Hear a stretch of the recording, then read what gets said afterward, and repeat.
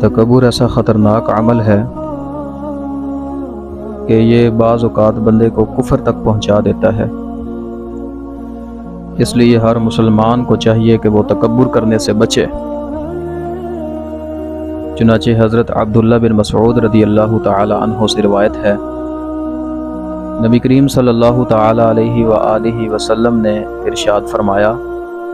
تکبر حق کی مخالفت کرنے اور لوگوں کو حقیر جاننے کا نام ہے۔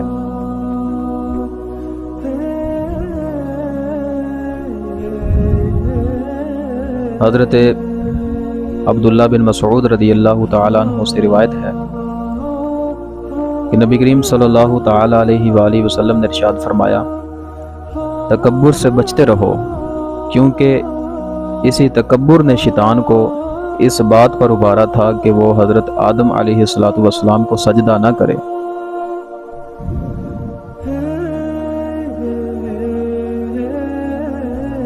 حضرت سلمہ بن اقوا رضی اللہ تعالیٰ عنہ سے روایت ہے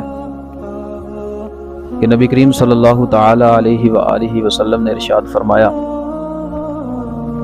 آدمی دوسرے لوگوں کے مقابلے میں اپنی ذات کو بلند سمجھتا رہتا ہے، یہاں تک کہ اسے تکبر کرنے والوں میں لکھ دیا جاتا ہے، پھر اسے وہی عذاب پہنچے گا جو تکبر کرنے والوں کو پہنچا۔